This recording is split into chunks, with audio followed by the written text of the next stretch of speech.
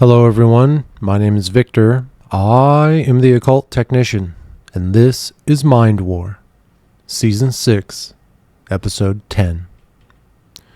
Welcome back to Mind War, folks. I appreciate you being here. We have a lot to cover today, so let's get started.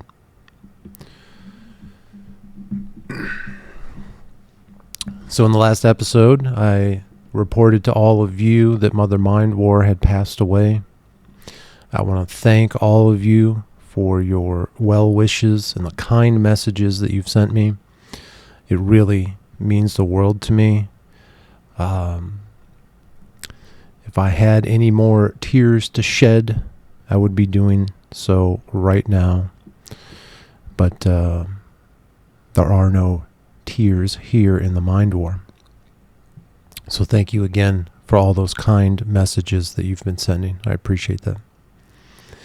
So we are working diligently to get through the analysis and assessment of the gateway process, the Department of Defense report, written by Lieutenant Colonel Wayne McDonnell, along with Itzhak Bentov, who was a bioengineer. They were working together as a team.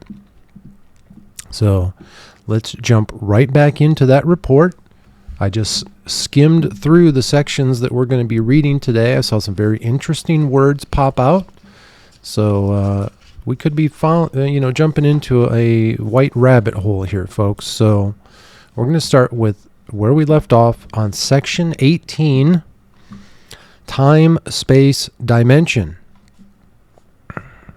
Up to this point, our discussion of the gateway process has been relatively simple and easy to follow. Okay. I guess.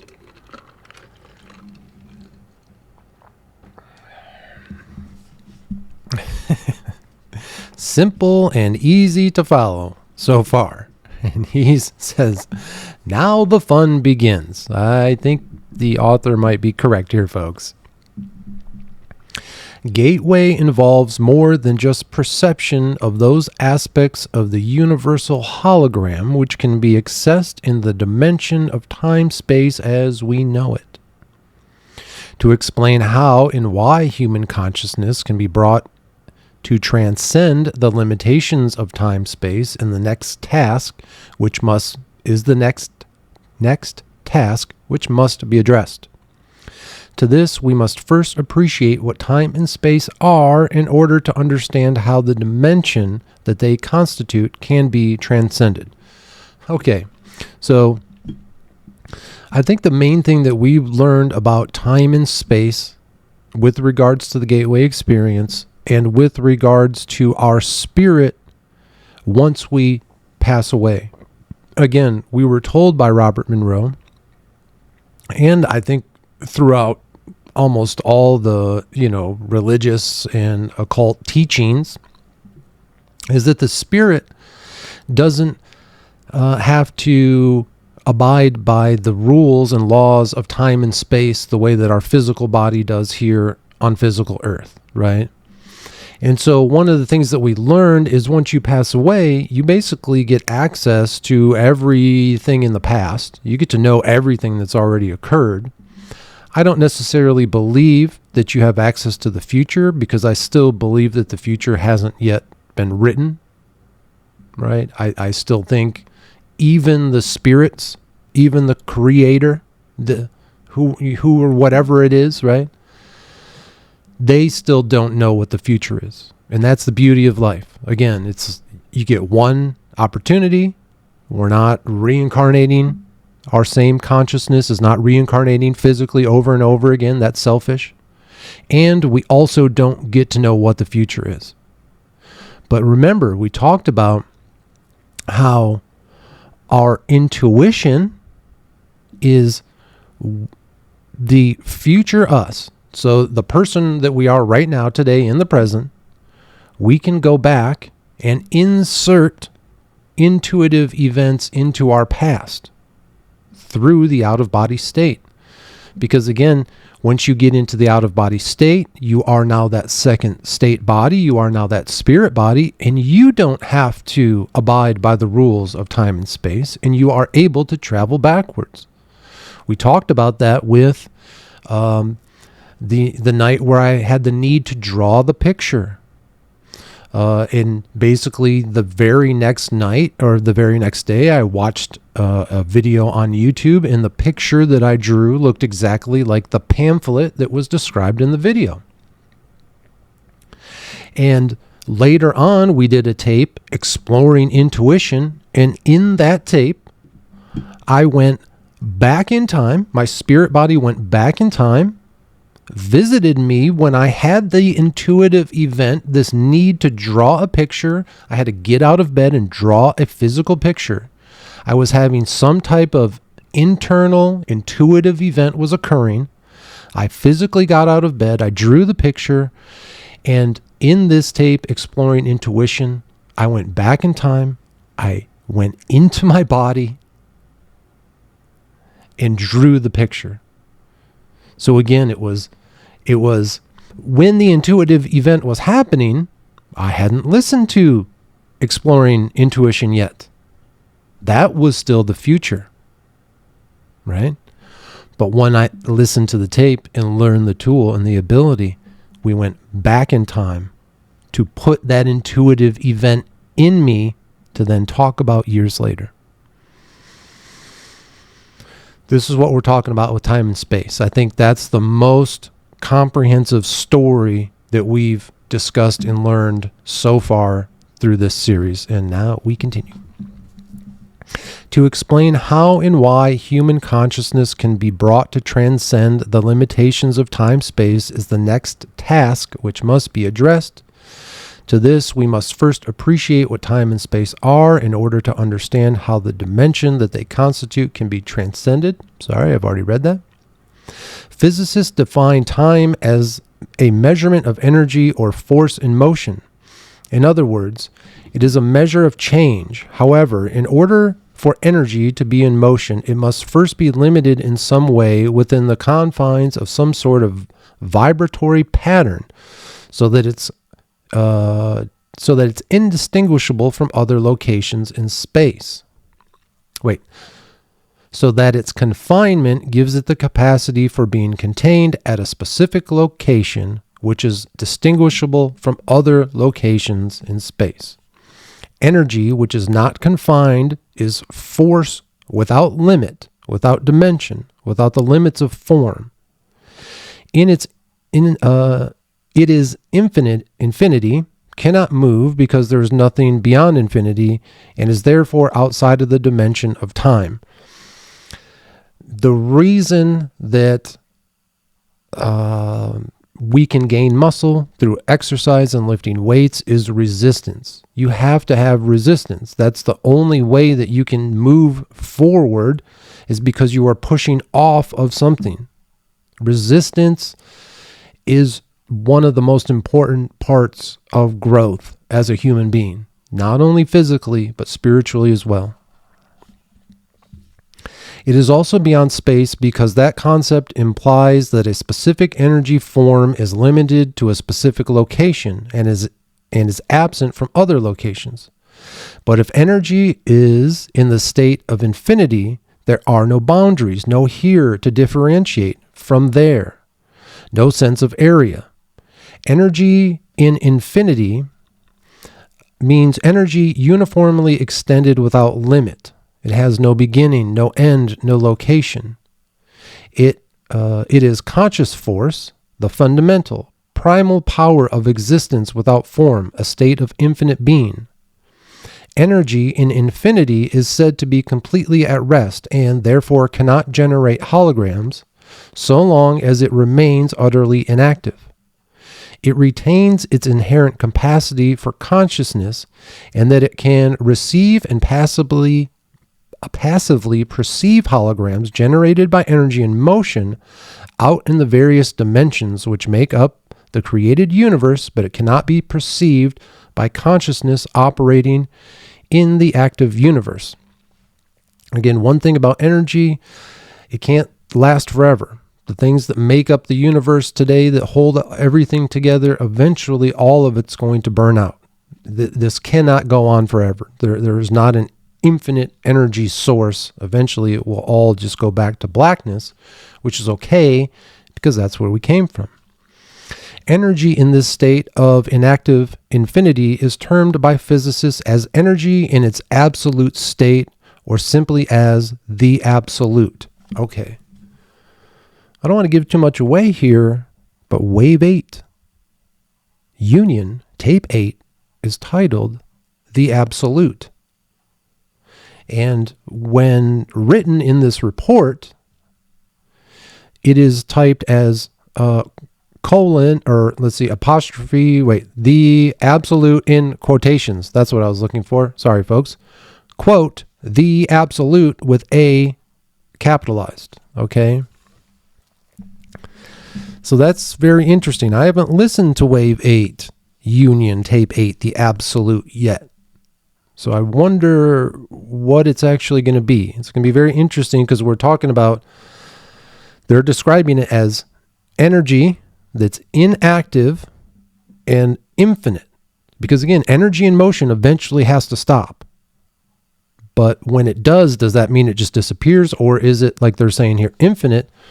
And scientists have said that, you hear terms like absolute zero, if that's absolute cold or whatever, I'm not sure. But let's go on here. It says, between the absolute and the material universe in which we experience our physical existence are various intervening dimensions to which human consciousness is in altered states of being may gain access. Theoretically, human consciousness may continue to expand the horizons of its perceptual capability until it reaches the dimension of absolute, at which point perception stops because the absolute generates no holograms of or about itself. Wow, okay. Human consciousness may continue to expand.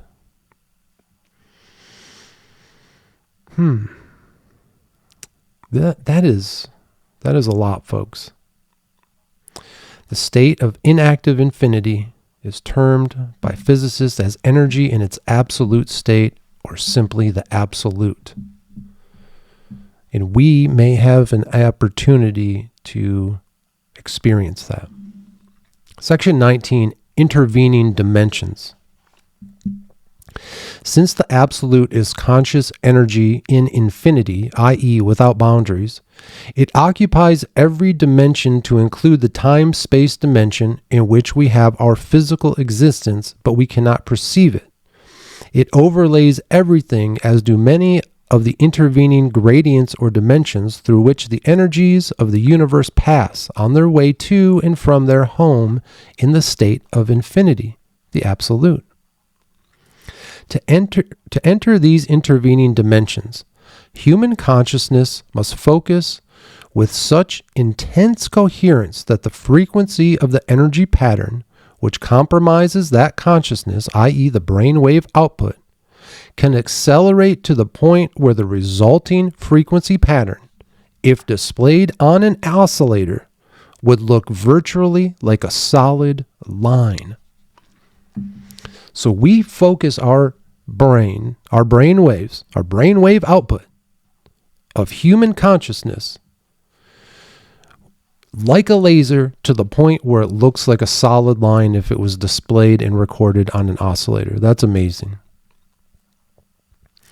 Achievement of this state of altered consciousness sets the stage for perception of non-time-space dimensions because of the operation of a principle in physics known as Planck's distance. Okay, so wait a minute. So they're actually able to measure this absolute, and they're saying that through this deep state of somnambulance, of deep state of relaxation, that we can get our human consciousness, the brainwave output frequency, to match what physics has actually figured out and has a name for and is calculable and measurable Planck, Planck's distance. This is an aspect of quantum mechanics which applies to the fact that any oscillating frequency, such as a brainwave, reaches 2 points of complete rest, which constitute the boundaries of each individual oscillation, movement up and down. So he's talking about a wave going up and down. There has to be a finality of going down and then starting back up, and then being at the very top and then going back down. There's a point of change, right? When you are firing a weapon and you pull the trigger, it is at your natural point of aim, is what it's called. It's when you take no breath in or out between breaths. Those of you who are devil dogs will know exactly what I'm talking about. Let's see. Without these points of rest, an oscillating wave pattern would be impossible, since the points of rest are required to permit the energy to change direction and thus continue vibrating between rigid limits. But it is also true that when, for an infinitesimally brief instant, that energy reaches one of its 2 points of rest, it clicks out of time-space and joins infinity. That critical step out of the time-space occurs when the speed of the oscillation drops below 10 to the negative 33 centimeters per second, or Planck's distance. To use the words of Bentov, quantum mechanics tells us that when distances go below Planck's distance, which is 10 to the negative 33 centimeters, we enter, in effect, a new world. What? This is wild. This is Department of Defense and a bioengineer talking about the Gateway Experience tapes that we've been listening to for a year. And they're talking about the ability to get our brainwave output, our human consciousness, to such a level of chill, if you will, that we can, in effect, enter a new world.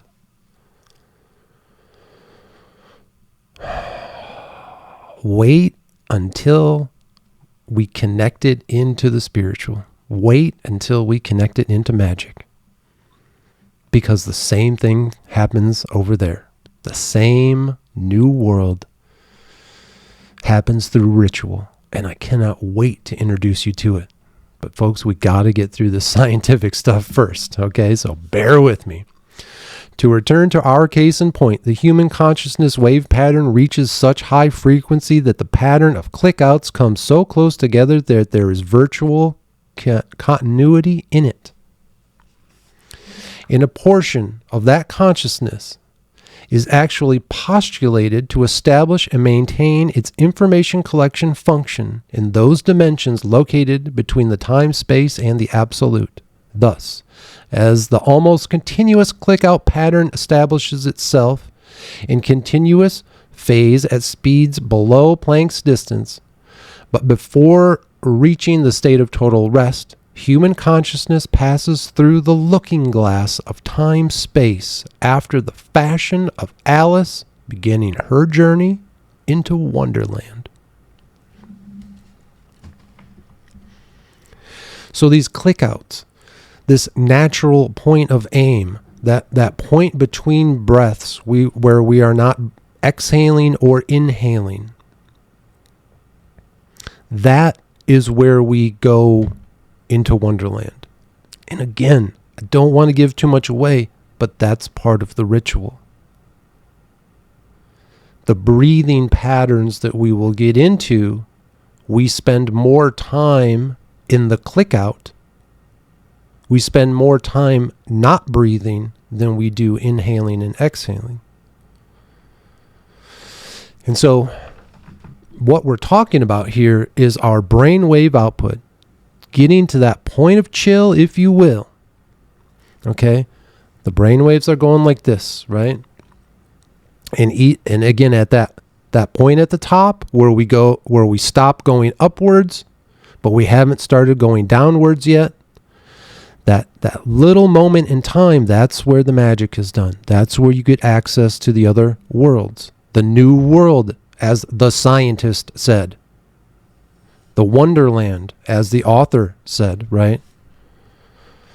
As that wave begins to slow and becomes that straight line, like they said, that laser beam focus, your conscious is now a laser beam focus. Now we are spending less time going up and coming down. Now we're spending all of our time at that plateau. We're just dipping back into the real world very, very quickly, just to take that little deep breath and just keep going, right? This is where I think it becomes very difficult to explain the esoteric and the scientific here. I hope we're making sense here, right? Because not only is it this esoteric idea of going to the new world and the wonderland and everything, but it's also getting into the state of hypnosis where your body is asleep but your mind is awake, right? You're getting into that laser-like focus, okay? Where we're not distracted by the physical body and all the senses that are coming in. Like we talked about before, we're turning that part off. We're not worrying about that so much. And that allows us to then, through our imagination, create the new worlds, the wonderland, the sleep dojo, the locales that we visit, the different focus levels. This is what we're talking about. Imagining them and creating them, and we do it because we put our five senses to sleep. We don't worry about what's going on with them. We get ourselves into that state of somnambulance, and then we can focus like a laser. The gateway experience with its associated hemi-sync technology is apparently designed, if used systematically and patiently, to enable human consciousness to establish a coherent pattern of perception in those dimensions where speeds below Planck's distance apply.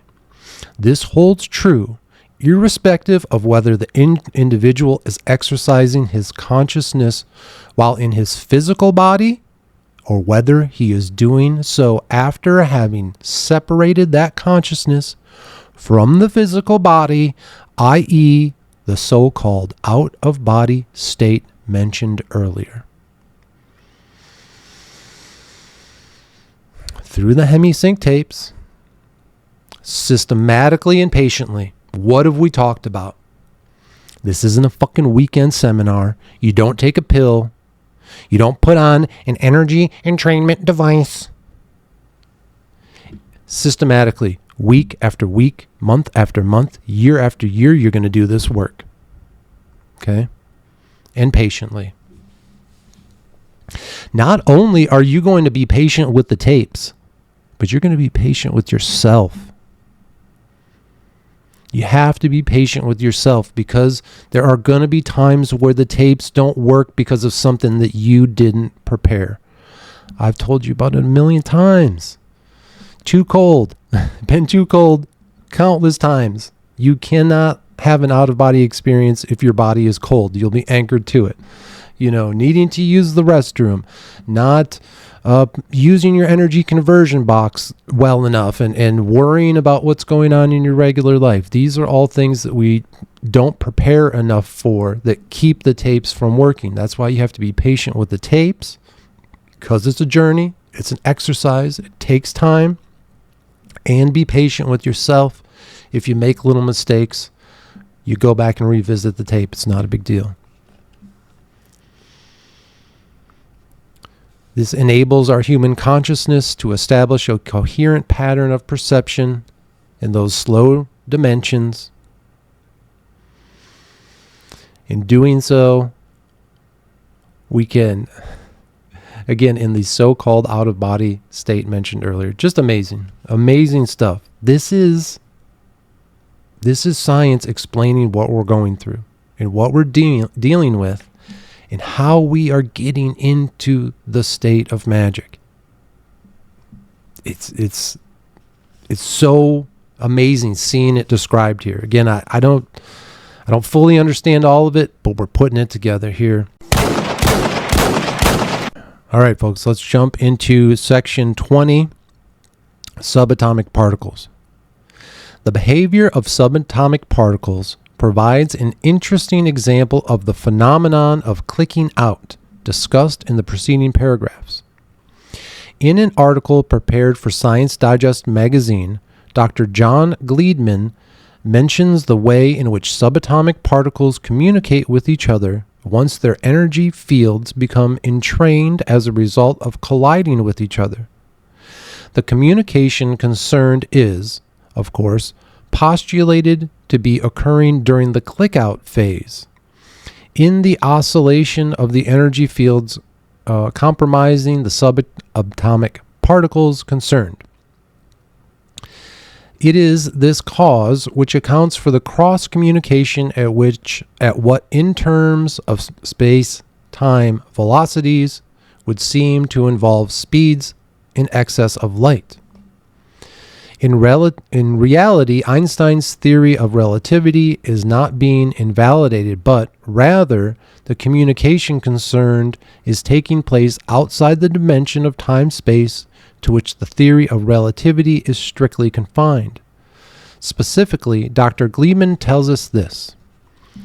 Quantum theory postulates a kind of long-range Siamese twin effect whenever two subatomic particles collide and then go their different ways.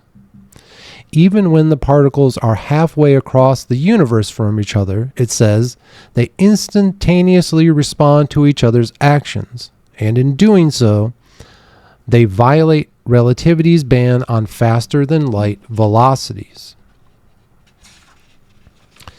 Indeed, regarding attempts to quantify what is known about the behavior of energy in dimensions apparently outside of time-space, then Bentov speaks about courageous physicists who are working on hypothetical particles called tachyons, Tachyons, which can move at speeds higher than light. The speed of tachyons starts just above the speed of light and ranges all the way to infinite velocities. Okay, well, we learned about some new type of particle here, but I think what we're talking about here is, so you have a bunch of particles, whether, a gas, water, whatever it might be, they're running into each other. Again, that boiling water, you add heat to the water. Now the water particles are all bouncing off of each other. So when they hit each other, right, just like we talked about that natural point of aim where we are no longer exhaling, we're no longer inhaling, but we're holding our breath between each breath. That's what happens. In that infinitesimal moment, when those two particles collide, there is a moment where they are not moving at all. They're not moving closer to each other. They're not moving farther away from each other. And in that moment, that's when they communicate with each other. And from what I'm understanding here, that's when they say, okay, here's the direction which we are both going to go now. We hit each other at this velocity, at this speed, right? And now through that tiny moment of non-movement, they communicate with each other and say, here is now where we're going to go, right? I guess that's what they're talking about. Section 21, dimensions in between. Now that we have postulated the legitimacy of the assertion that the energy forms which compose consciousness can move beyond the time-space dimension, we need to turn our attention to the energy forms which inhibit those dimensions between time-space and the absolute. In doing so, we may better perceive the form that reality assumes when we encounter it in those intermediate dimensions. In this context, Bentov tells us that the causal relationship between events breaks down. Movements become jerky rather than smooth. Time and space may become grainy or chunky. Perhaps a piece of space can be traversed by a particle of matter in any direction without necessarily being synchronized with a piece of time. In short, a pair of events will occur in either time or space, the pair not being connected casually, but by a random fluctuation. This idea that when you get to the absolute, time and space becomes grainy or chunky, that makes me think of movies that maybe show someone going through time or space. It's often grainy, chunky, there's quick movements, right? And that also makes me think of when you're having a dream. Dreams are often grainy. They're visually distorted. It's hard to kind of tell what you are looking at or where you are. You look at a person's face and you might think it's one person, but then it transforms and things like that. Or the movement is chunky where you're in one area 1 second and then the very next moment, now you're in a fully different scene, but you brought with it all the emotions you were having in the dream and the plot continues, but now you're at a totally different place. Well, in reality, that doesn't happen. You have to move physically from one place to another smoothly, right? So that's kind of interesting. What Bentov means is that inside the dimension of time-space, where both concepts apply in a generally uniform way, there is a proportional relationship between them. A certain space can be covered by energy moving in either particle or wave form in a certain time, assuming a specific velocity virtually anywhere in time-space universe. The relationship is neat and predictable. However, in the intermediate dimensions between time-space, the limitations imposed on energy to put it into a state of oscillating motion are not uniform as they are in our physical universe. A myriad of various distortions and incongruities are thus likely to be encountered, such that our nice, neat assumptions concerning the relationship between time and space as we know it in this dimension do not apply. But even more important, access is open to both the past and the future when the dimension of current time-space is left behind. Okay. So again, I sort of disagree with that. Maybe that's sentimentality about life. I want life to have meaning. I don't want life to be this thing that's already occurred. That's boring. I hate that. That takes away our free will. I do not think that even our spirits have access to the future. I just don't think they do. I think the future still is to be written. But again, we can work with our past self. Okay, section 22. Special status, out-of-body experience. Okay, let's read this together. Now we're getting somewhere. Although human consciousness can, with enough practice, move beyond the dimension of time-space and interface with other energy systems in other dimensions, the entire process is appreciably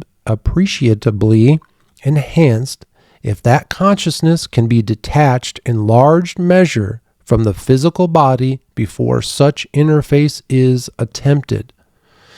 So again, if you want to interface with the absolute, interface with the different locales, different focus levels, there has to be a detachment from the physical body.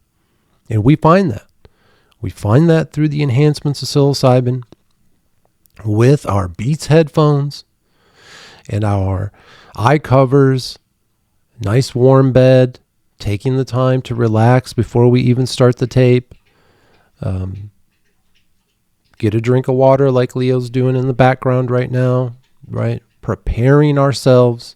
We do that. We get ourselves into a state of somnambulance where we can have an out-of-body experience. Once an individual becomes proficient in the technique of out-of-body movement and then reaches the point where he is able to break out of time-space while out of his body, he gains the advantage of clicking out part of his enhanced consciousness while starting from a base located much closer to the dimensions with which he wishes to communicate. Okay. So again, you break out of the time space in that clicking out part of the enhanced consciousness while starting from a base located much closer. Okay, so again, trying to get into the absolute is what it sounds like we're doing. Get into this next phase, this next level. It's easier to do once you're already out of the body. In other words, since he is starting from a point much higher up, to use an analogy from the time-space context, that part of his consciousness involved in clicking out will have that much more time to interact in dimensions beyond time-space because less time is required to traverse the intervening layers, right? The different focus levels is what he's talking about. We've learned, right? In our first tapes, you're learning focus levels 1 to 3. 1 to 10, right? We had to work our way all the way up to focus 27. And when we look back, we think, oh my gosh, look how long it took us to get to focus 27. All the work and all the steps and all the layers that we had to go through, and we had to fight our way through each layer, right? They felt like gel, and we're leaving the body, all these different experiences that we've had. But now in wave 8, like we've talked about, the narrator says, listen, you know what to do. I'll meet you in focus 27. And within about 5 minutes, you're there. There isn't, because we've practiced so much, because we have that muscle memory, right? There isn't as much grueling agony as much effort that we need to put into to get to that focus 27 level. And once in focus 27, now he's saying it's easier to move into that out-of-body state, right? Moreover, once the individual is able to project his consciousness beyond time-space, that consciousness would logically tend to entrain its frequency output with the new energy environment to which it is exposed, therein greatly enhancing the context to which the individual altered consciousness may be further modified to achieve a much heightened point of focus and a much refined oscillating pattern. As a result, the self-reinforcing process should ensue whereby the farther consciousness in an out-of-body state can be projected beyond the time-space dimension, the more its level of energy output would be enhanced, thus promoting the potential for still further travel. The tentative conclusion to be drawn is that the out-of-body state may be regarded as an extremely effective way of accelerating the process of enhancing consciousness and interfacing with dimensions beyond time-space. If the practitioner of the gateway technique has a choice of concentrating on achieving and exploiting the out-of-body experience as opposed to concentrating his full efforts on expanding his consciousness exclusively from a physical base, the former would appear to promise much faster and more impressive success than does the later. So again, those who are new and in the early stages of their journey, they can probably still achieve the same state of focus, state of absolute, like we're saying here, but they're going to have to go through those steps, right? You still have to go through all the steps, but they may be required, maybe they have to listen to 3 or 4 tapes to get to where we can when we listen to the first tape. Because again, we are, like we talked about earlier, patiently and systematically listening to the tapes over and over again. It's exercise. We're exercising our minds along with our physical bodies, right? And I love this here. Exploiting the out-of-body experience. Folks, this is just the training that we're doing here. We are just learning these techniques here in the Gateway Experience series. And in the series on magic and spirituality and ritual and ceremony that we're going to do here shortly, right? This is just the training. Once you have the knowledge, once you've done the exercises, you can then exploit this however you want. You don't have to follow the rules anymore. You can have whatever experiences you like. And I can't wait to hear about yours. Next section, number 23. Absolute in perspective.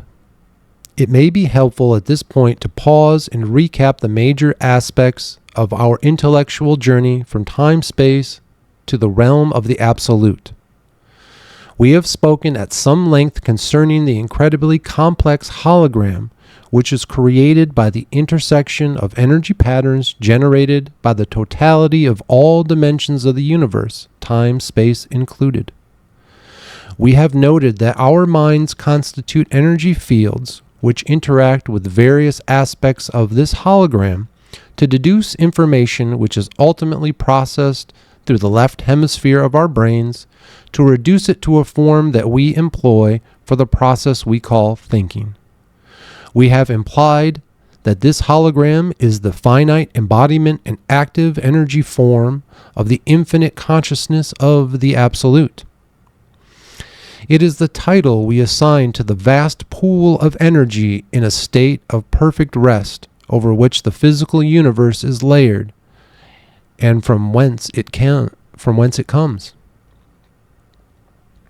Incidentally, to describe this, Bentov uses the analogy of a very deep sea, comparing the still depths of the ocean to the dimension of the absolute, while assigning the storm-tossed waves above to represent the physical universe with which we are familiar.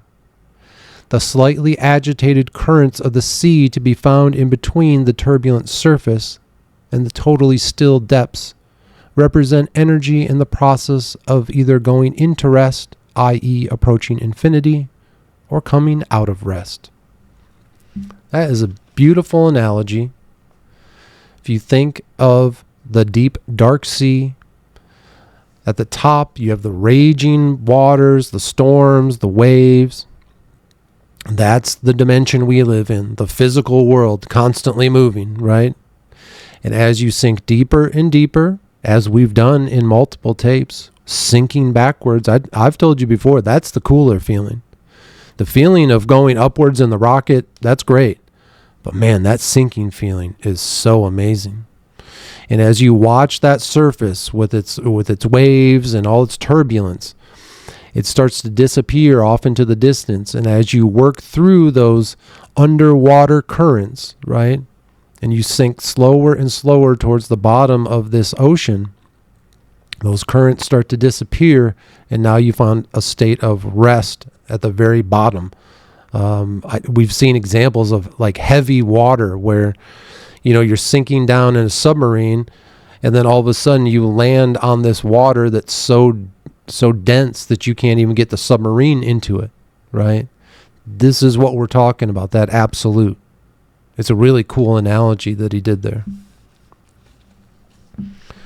All right, our final section for today's episode, section 24, from Big Bang to Taurus. I don't know where we're going, but let's find out. Working from the widely accepted Big Bang theory, Bentov presents a conceptual model to depict the process of time-space evaluation, the relative position of the universal hologram. That hologram is often called a torus because it is thought to have the overall shape of an immense self-contained spiral. Basing his thesis on recent studies concerning the distribution of quasars, quasi-stellar objects, and operating on the premise that in the universe, smaller processes tend to mirror images of larger ones, i.e., as above, so below, i.e., the pattern of electrons around the nucleus of an atom mirrors the way planets orbit their suns, and so on. Bentov postulates the following scenario. Taking his cue from the observed compatibility of quasars to eject enormously concentrated beams of matter from their interiors in a controlled, non-concentric version of the Big Bang, he envisages a similar process occurring in the generation of the universe, noting that those galaxies located to the north of our own galaxy are moving away faster than those located to the south, and that those to the east and west are demonstrably more distant. Bentov regards that this substantive evidence that the jet of matter which expanded into our universe has turned back upon itself, eventually forming an ovid or egg shape. He sees matter in our universe entering the ovid pattern following ejection from a nucleus composed of extremely compressed energy through a white hole. At the end of its trip to the far end of the ovid, he sees it departing via a black hole. In such a model, time is observed to be a measure of the change which occurs as energy evolves into new, more complex forms as it progresses along the distance from the white hole side of the nucleus around the shell of this cosmic egg until it enters the black hole. In other words, as energy expelled from infinity and confined within limits of the conscious of the absolute achieves form in motion following ejection from the white hole at the top of the egg, time begins as a measure of the cadence of this evolutionary moment as reality goes around the shell of the egg on its journey to the black hole at the far end. Very interesting description of our universe. And it makes me think of our resonant energy balloon. The white hole, as he says, is the top of our head. And out of it is all of that bright white energy ejecting out, spilling out like a fountain as it falls down around us. Again, that egg shape that he mentioned, the ovid.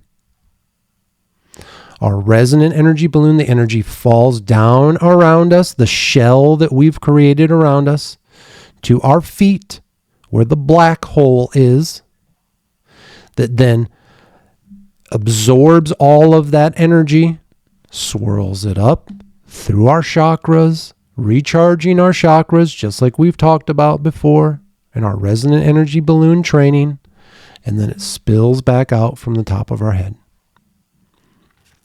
As above, so below. Bentov is describing our entire universe in the same process as us creating our resonant energy balloon around us. And when that energy flows from the top of our head, that's when he's saying time and space begins, right? So when that object, the planet or whatever it is, explodes from that white hole, that's when time and space for that object begins, right? The ones that are down here that have already fallen down around the shell, they've already experienced time and space.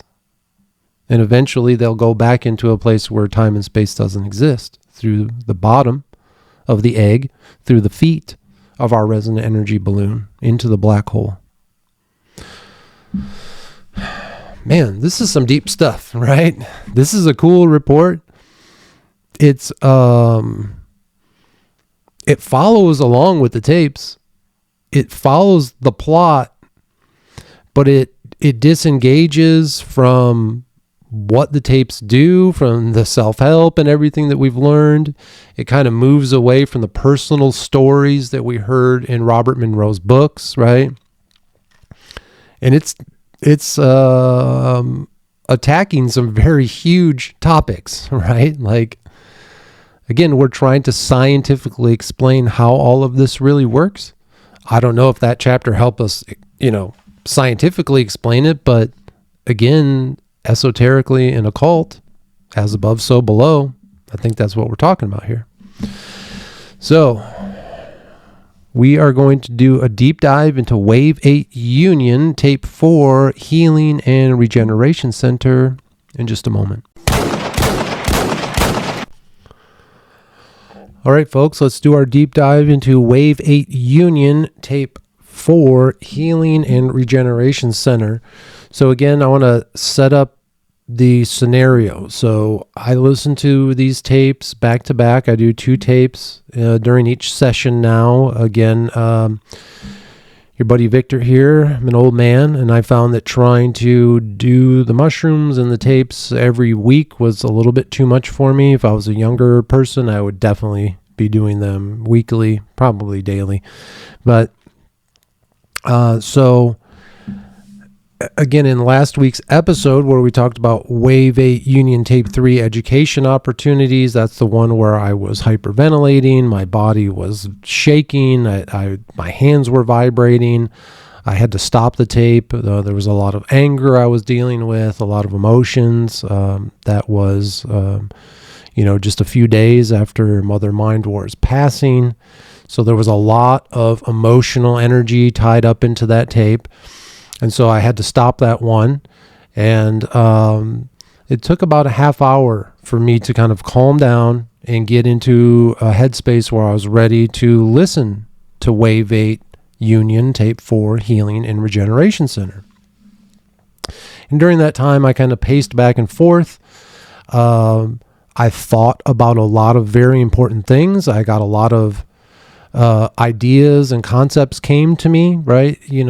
I don't want to necessarily say it was like, an information download or something, but I had gotten myself into a position in a state of mind where I was able to process and think through some of the things that were occurring at that moment, right? And a lot of good conclusions came out of that thinking process. So allow yourself the time to think, right? Don't rush it. Allow it to happen. So again, I had to take some time. I went out and, enjoyed some THC and hit the vape pen a few times, drank a little bit of water, and then I got ready to listen to Wave 8 Union, Tape 4, Healing and Regeneration Center. And folks, there is nothing that I even recorded on the tape. So this tape was very different than the last one. Almost the opposite. It was a black and white, definite duality in these tapes, and it was just what I had needed after having such an intense tape right before. So from what I remember, the narrator says, basically you're going to be joining other people who have recently passed away, and you're going to go with them to the Healing and Regeneration Center.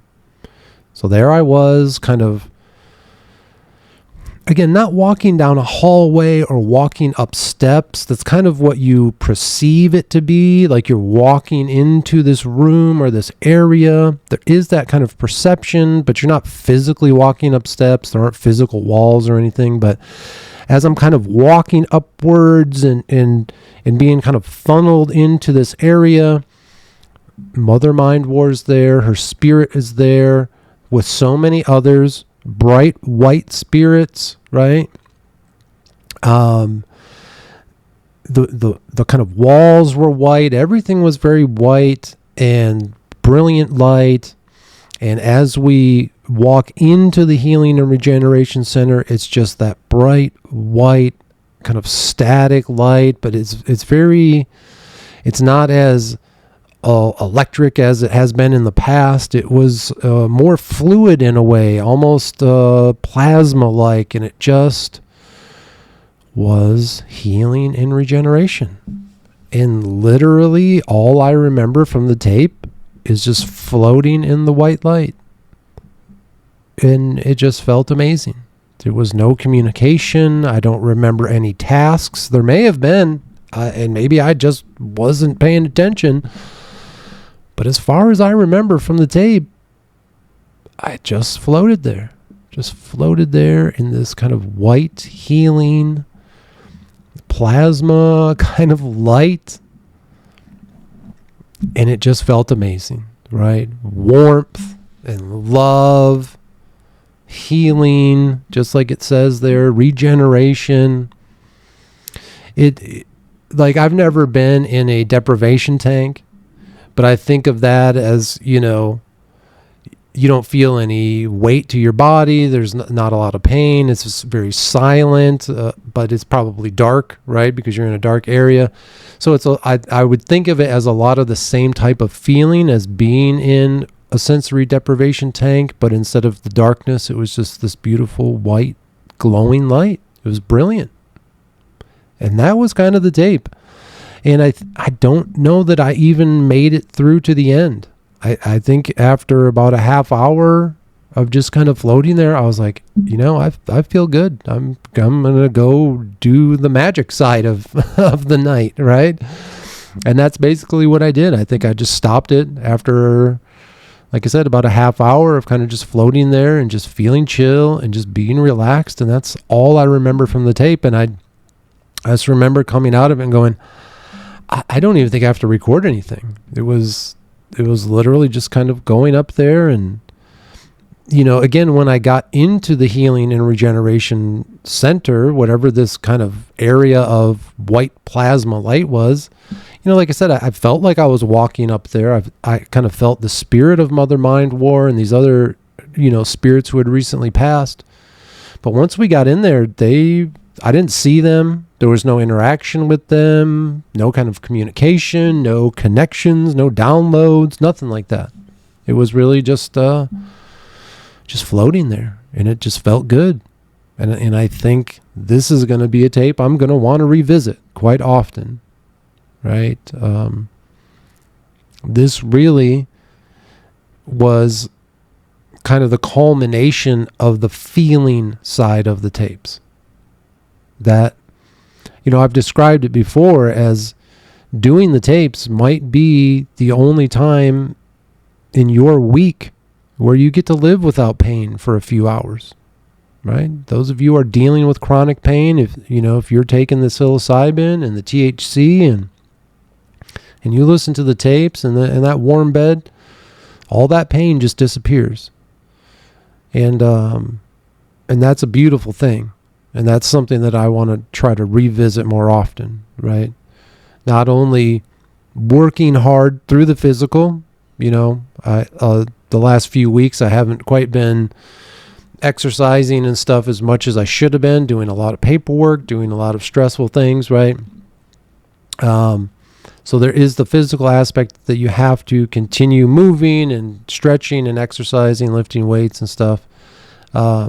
But also taking that time to just allow your body to heal and regenerate. And that was it, man. That was Wave 8 Union Tape 4 Healing and Regeneration Center. Just white glowing plasma and just kind of floating there, pain-free, worry-free. It felt amazing. It was exactly what I needed after a very stressful Wave 8 Tape 3, right? So that was it. That was it for today's episode. I appreciate you being here. And as always, remember, folks, harden your hearts and open your minds, because this is Mind War.